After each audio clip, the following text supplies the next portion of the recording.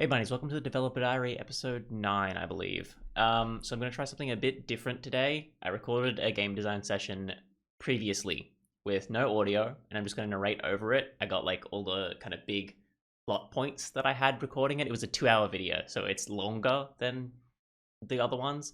Hopefully that means there's more content in one video. And I'm trying to make it a little shorter by narrating over it and just kind of cutting out the parts that I think are important. So I've looked over the video, I've decided what we've actually done, because it's mostly bug fixes. You've noticed in the last videos, it's mostly just bug fixes, mostly mistakes. So I'm hoping to kind of condense it. You won't see the mistakes as much, so you'll hopefully get a much more streamlined video. Also, there's a big kind of announcement about this project specifically. When I finish these main boss mechanics, I'm not going to continue the daily developer diary or the developer diary.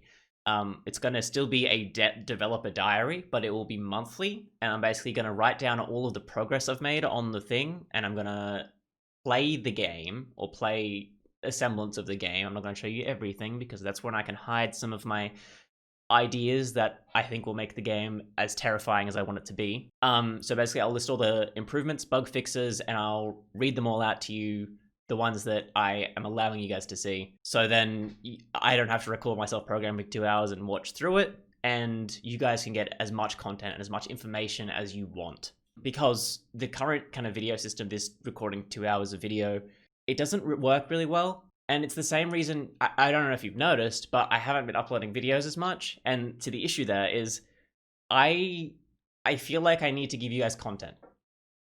I feel like I need to give you guys something. And if I am not recording a video, so at the moment, I'm kind of having like struggling kind of editing and recording videos like this. This specific video that I'm recording now, it was recorded like 2 weeks ago. The game design part. This is like I'm recording this, my voice, 2 weeks after the game design session happened, because I haven't had the time and I haven't had the motivation. And so what that means for you guys is that I haven't coded in 2 weeks. And that's bad. I want to code, and same as I want a game. I haven't played Eliza, I haven't played any of those things. The only time I actually game is on streaming. I stream and then I don't play video games. I don't code after that because I always feel like I need to give you guys content. So if I do this, I am giving you guys content by not producing content for a month and just working on coding. And I think that'll work a little bit better. It might help you guys to enjoy the content more because there'll be more in one video, and it will be easier for me. So first things first, at the end of episode 8, I was really, I don't know if you noticed, I was very tired then. And in my sleep deprivation, I got very grumpy with my video. I got really angry that I didn't do a lot of stuff. I went back in and I coded some stuff off camera after I stopped the video. This was I think it was like 4 a.m. that I was doing that. So everything seems to work out. So my sleep deprivation didn't mess with the code too much. But basically I made a head bobbing code. So basically the character its head will bob up and down. I've got a head bob system, and I just have to turn that off when you guys, I'm just going to make that a setting. Speaking of, I'll have to make a menu at some point, and that'll probably be in the first monthly update. So I'll have the code just listed down there. There's basically, so you know how you transform dot position in the regular things? My head moves that way, but up and down, and basically it tells me where it is in position to that, and it'll drop up and down basically at an even rate. I was considering maybe making it a little bit random, because heads don't just go constantly. It'll differ depending on like what you're doing and that kind of thing. I also have it being a little bit faster depending on if you're running or walking, and I think completely stopping if you're crouched. I also made a new thing in the light behavior. Basically I have it so the torch is turned off. I'm gonna have a lot of times where you will need to turn your torch off. Now, if that sounds scary, that's because it is. Maybe you will need to hide. Specifically for the boss, you want to turn your light off unless you're flashing it with the light, because otherwise the boss is going to charge you because you hit it with the light. We've talked about the mechanics of the boss, and that's what we're going to do at the start of this episode. The last little thing that I coded is the goblins rotating towards the player. We had an issue where the rotating of the goblins was stuck. So they couldn't get close enough to the player to be considered near to the player. And the issue with that, like the reason for that, is because angles are really weird. I don't really know how they're calculated. Like a mathematician is better suited for that than me. So to kind of go around that, I can find an angle on the characters, right? and I basically make it like a less than a number. So if the difference between these two things are a little bit off, but kind of there, that's when it'll go, okay, we're looking at it. So hopefully that means that it's not kind of stuck.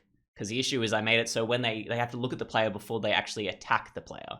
So if they're stuck and they don't actually see a player, you end up with the issue where lots of people are just looking at them and none of them are actually attacking, and that's not what we want. To start off with, in this thing, we had to delete the goblins, clear out the area, because we want to have just the boss battle. We don't want to deal with the goblins. The goblins are already saved in a prefab like situation. We don't need to change them at the moment. There will be bug fixes for sure, because there are some issues with it visually and mechanically. We needed to get them out of the way because we want to just have this one-on-one boss fight with our boss. Again, not really gonna spoil too much about the boss. The boss is very important to the story, so these attacks are basically the only lore you'll get from the thing. We moved around some walls and terrain because the ghost has a system which we've written down, a mechanic called ghosting, in which it will like go out of the place and like come back in at a random position. That's so that you don't know where the ghost is, and hopefully it spooks you seeing a ghost go through a wall directly towards you. We needed a bigger space for that, and we needed extra walls. So then we needed to look up, ghosting, right? We needed to make something ethereal. To do that, we needed transparent material. Now, I didn't realize how to do this. I looked up how to do it. I looked up how a few people are making transparent things, and it took me a while to kind of figure out. But materials, I needed to create a new material, because materials don't automatically go transparent when they exist. You need to make a new material and say that it can go transparent first off. So I added that to the character. And then we can now play with the color variables, and that's all the color variables, not just transparency. It's called with a material.setColor. Yeah, so it's got RGB and then A, so red, green, blue, and then alpha. So I can actually change the colors of the character, and I will change the character's colors of the boss for bug testing purposes later on in the video.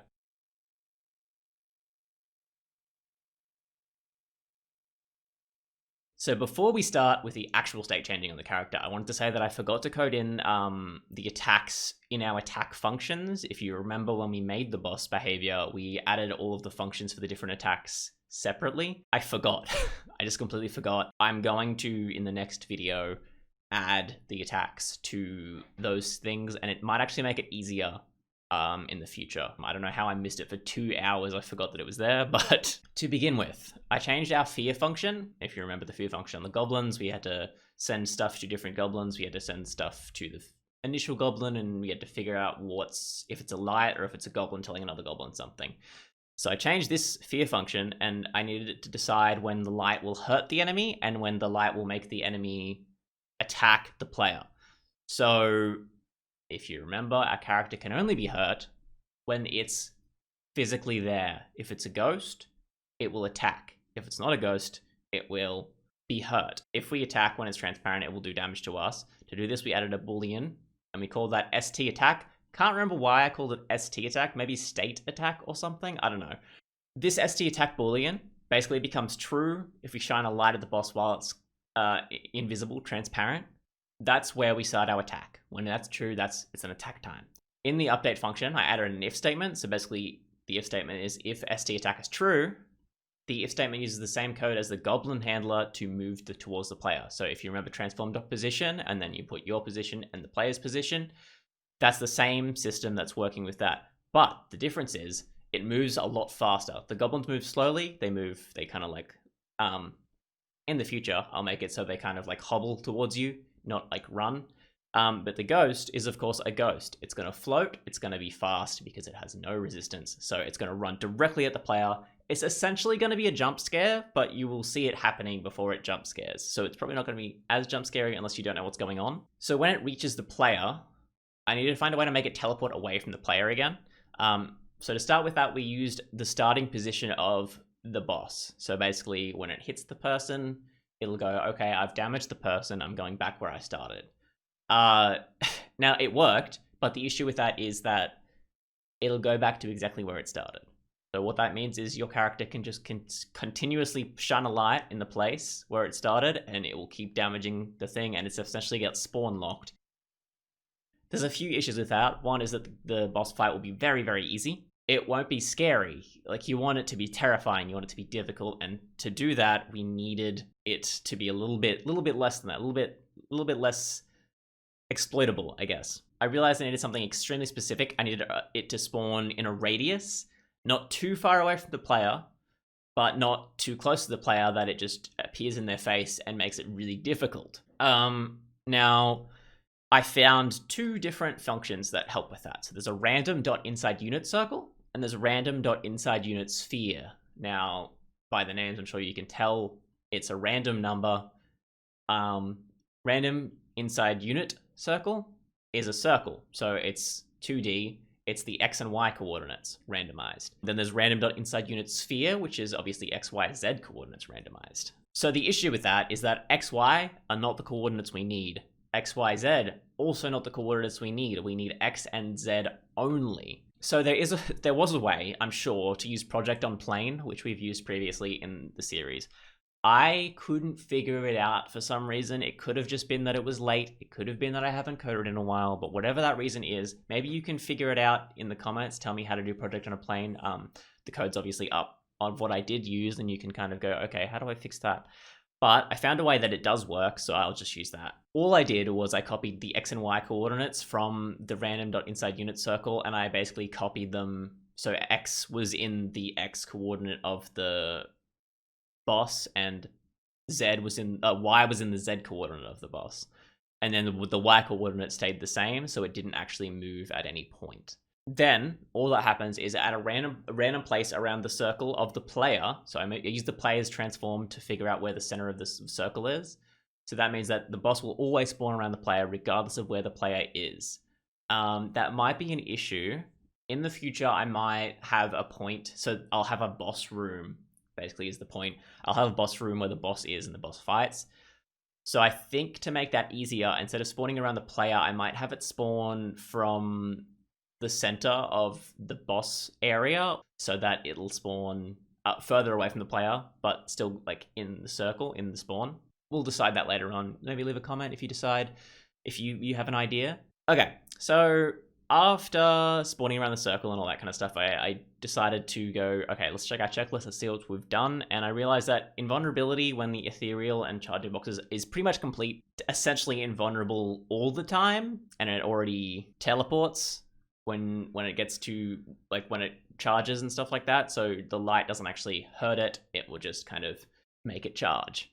So that's done, the invulnerability checklist, which means we're a bit of the way through. You know, we have 5 more abilities to do with that kind of stuff. I ended up increasing the random range increments on the boss. It was kind of near the end of the session. The order was to, like, this was to test the boss's other functions, but I haven't decided if I'll, like, rotate the attacks semi-randomly. So basically it'll be a random attack and then it'll rotate between the attacks. So maybe when you're playing it, you can kind of go, okay, he's going to use charge or he's going to use that, and you can kind of figure it out and react accordingly. And the only difference will be when, like, you shine the light at it, that'll change the circle, like the rotation, or if I want it to be literally almost entirely random.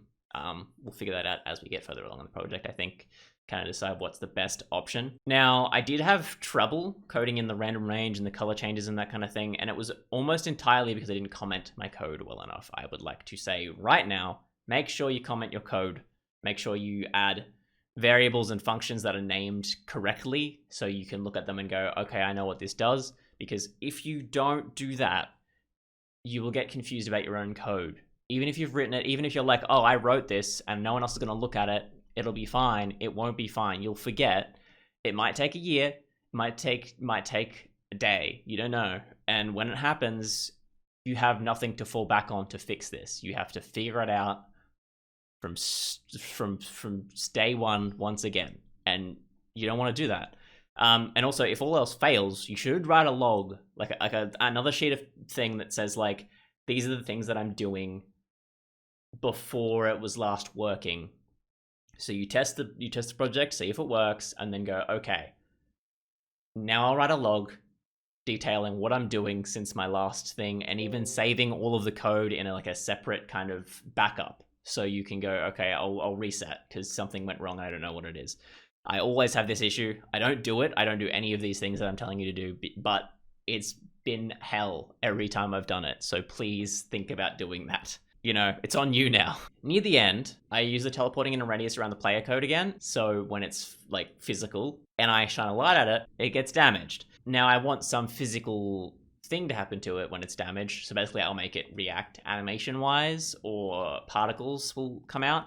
Something else that I want it to do is I want it to run away. So at the moment I've got the same radius teleporting thing. So the boss will teleport in a random place around the circle once again, but it won't charge the player and it won't turn kind of corporeal because it's already corporeal, but it won't change from ethereal to corporeal. That's a damage situation. So now it gets damaged when you shine a light at it and it's corporeal. So I'm still kind of not sure if the boss will be kind of this small final area where you shine, 5 lights at it and it's done kind of thing. The points leading up to the boss, I don't want to take away from that. So if the boss fight's the only big fight, I don't know. I will be implementing a system of kind of note collecting, audio log collecting, if I can find someone to voice over the main character, and other characters. And I do want kind of a text message type system, because if you didn't know, I don't think I mentioned this in the videos. I mentioned it on someone else's stream, Rosabina, by the way. Follow them if you haven't already. They're a friend. Basically, it'll be the light that I have. It looks like a torch because it's a circle and that kind of thing. I want it to be a phone. And I want you to be able to check your phone. It'll look like a smartphone, but you won't be able to do any of the smartphone kind of stuff. You'll just be checking your text messages and that kind of thing and using the light. What would be really cool if I could animate it is, instead of turning off your light, you could cover it. You know how you have a click, right? That makes a noise. That's kind of scary. But if you covered it up with your hand, it would be faster and it'd look kind of... I do that all the time. If I have my light open and so I have rabbits.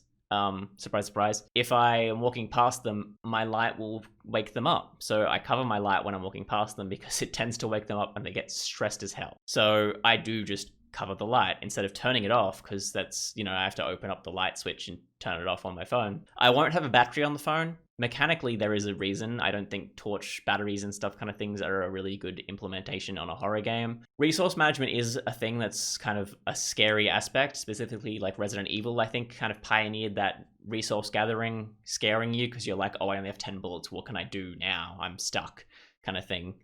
But I think the torch battery really doesn't add to the horror. It kind of adds to frustration. So I try and avoid that. I try and avoid that. This is my first real game, but I want to try and avoid using battery torches and have, if there is resource gathering, another kind of resource gathering to help. Where was I? Oh yeah, so the boss with the small area, I'm not sure if I want it to be a few hits or if I want it to be a classic boss fight with stages and some of the attacks won't come in till I damage it enough. And they'll be harder attacks to dodge kind of thing. In the end, we figured out corporeal and ethereal form changing pretty much fixed. I will decide how I'm going to implement the changes of corporeal and ethereal, if it's going to be a completely random or if it's going to be based on the character's interaction with the boss. I'm not sure.